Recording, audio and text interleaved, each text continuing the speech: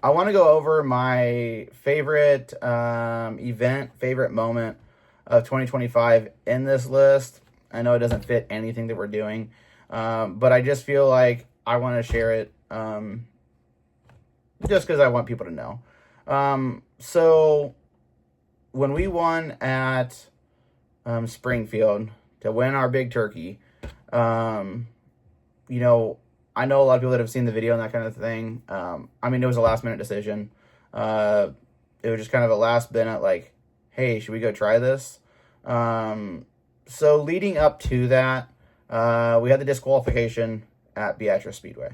A lot of misinformation there about what happened and all that. I enjoy telling everyone, or not telling everyone, but going along with we had a lock trans thing. It's easier to brush it off. And so um, we were dealing with that kind of stuff. And after the disqualification, I was extremely depressed for a couple days. And I didn't touch the car for however long, a few weeks. Um, After several days, I went ahead and rolled it out. Maybe it was a week. I can't remember. I think I finally rolled it out of the trailer and rolled it in the shop because I needed the trailer for something else. But I just didn't touch it. I couldn't bring myself to do it. I didn't want to talk to anybody in the racing world. I didn't want to touch the race car. I was just kind of like done. Like it was just extremely, extremely depressing. And so when we had that, and we saw that Springfield was racing, I was like, you know what? Maybe we try this, and it was a week before the event, when I first saw it. And so we went ahead and, tore the transmission down, took the little, limited slip block deal out. And we went out and so it was, sorry, I'm just sidetracked, too many thoughts at once, but we ended up going out and, I was kind of unsure. I told everybody that I didn't think it made a difference. But I was unsure, and when you're like, man, like I know it wasn't making a difference. I know it's not making a difference. And, then the reality comes in, you actually got to go out and race it now. Now you're like, man, what if it was making a difference? And so, we decided to go. We got everything fixed up, got it out. And we go down there, and I'm still, I guess, in a way doubting myself. But essentially was going, like, man, what if I got here and finished 10th? I'm going to look like an idiot. So we go out there, I had to start deep in my heat. I saw the Moonies. There was two Moonies in my heat.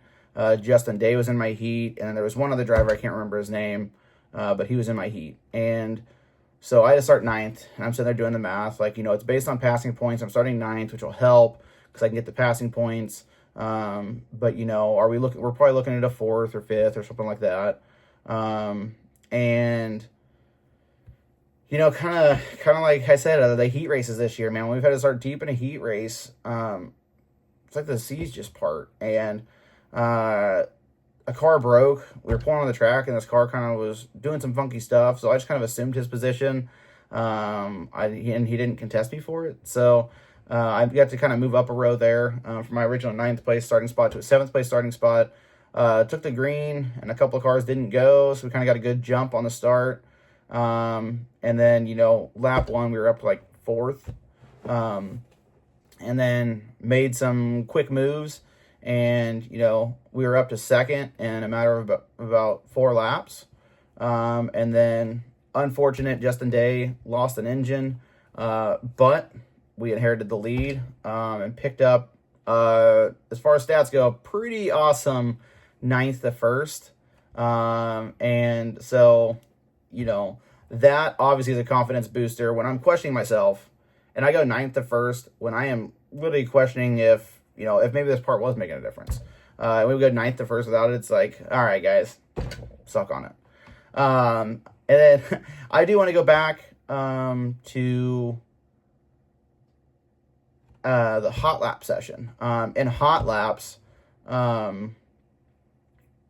I really wanted to be able to test the car because, obviously first time in the season that we didn't have this cheater part in there. I say cheater part, it is illegal. I mean, it's not cheater, it's illegal. But anyways, so we had this part in there. And so I really wanted to test the car. You go out for hot laps, they're throwing 25, 30 cars out for hot laps at a time, right? And so you're trying to go out in hot lap where everybody's trying to keep their distance. And I'm like, I'm testing this car. We are hot lapping. I am testing this car. And so I go out there and, a couple cars are just they're kind of lollygag. And I kind of like pass a couple, and then a couple guys driving side by side, again, slow. And I'm trying to really drive this car so I can figure out what I need. Because again, first time on a new track, never seen this place before. And so I kind of split through a 3 wide and, and kind of really was moving. And I went back and looked at the footage while we were still at the track. I was like, man, I passed a lot of cars. We passed, in our green, white, checkered hot lap session, I passed 8 cars. And I was like, holy crap. So I just wanted to put that in there. I felt like a badass winning hot laps. So, I don't know if there was a winner, but just saying, I think it would have been me.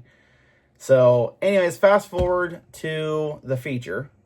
And in the feature, we started front row. So, I saw a lineup, which they took for posting lineups, but I saw I was starting front row. And when we went to, pull down into staging or whatever, I kind of hit the brakes and the pedal went to the floor. And I go, oh shit. And so I'm like, they kind of came running in there and they go, hey, what's wrong? And I was like, man, I don't have any brakes. Like, well, do you want us to use tools? Like, well, if we have a blown brake line, there's nothing you can do. Then they're like, hey, they're waving us out on the track as I'm talking to the crew. And I was like, dude, we're running it. I don't know what we're going to do. I guess I just kind of hang on and hope that nobody passes me and has to use the brakes. So, or get behind a lap car where I need to hit the brakes. And so we pull out there. We take the green. And I'll tell you, running with no brakes feels slow. I use a ton of brakes. Like, I am on the brakes every corner. And at Humboldt one night where they didn't tech us, they said, hey, there's no tech tonight. And so I went straight back to my pits because I knew I was using a ton of brakes. And I went back to my pit, and my front rotors, right front and left front, my right front was actually hotter by 25, 30 degrees, but irrelevant. But the front rotors were roughly 650 degrees with my, I can't remember what brand it is, but with my infrared laser. And so that tells you how much brakes I use. But anyway, so we go out here, we held on the lead, we led every lap of the feature. And I think our final margin was like 0.6 seconds. At one point, before caution came out, we had almost a straightaway over second, maybe a little over half a straightaway. I may be exaggerating. I can't really remember. But in my eyes, it was a long ways. And so to go out there and win the Turkey Bowl after what happened at Beatrice and, kind of doubting my whole season, doubting whether or not I truly did it or whether it was some cheater parts. So, and so to go out there and win that with a car that I know is 100% legal, and, there wasn't any doubt, I wasn't questioning my season anymore, and all that was awesome. And that was kind of the highlight of my 2025, because it reassured me that every bit of work that I put into my 2025 season was valid, and it was true, and it wasn't earned because I had some part in there that was doing the work for me. I won the biggest race of our season without it. So against some fast USRA guys, I think I was one of the only IMCA guys, but it was still an awesome one to win. And again, the guy that finished third won both days of the USRA Nationals. So I think there's enough said by that, going out there and beating the guy that won 2 days of USRA Nationals with an IMCA car. You know, I didn't think about it at the time. I guess I probably could have went USRA, put a little bit more camber in the right front, ran some rear stagger, that kind of thing. I don't run rear stagger. I never have, but yeah. So to go out there and do that after what happened at Beatrice was awesome. And yeah, so I just wanted to share that with everybody, kind of my side of what happened, and just kind of explain that, you know, we all make mistakes. I made a mistake and, you know, questioned my whole season, and then made sure the car was legal and went out there and won the biggest race of the season. So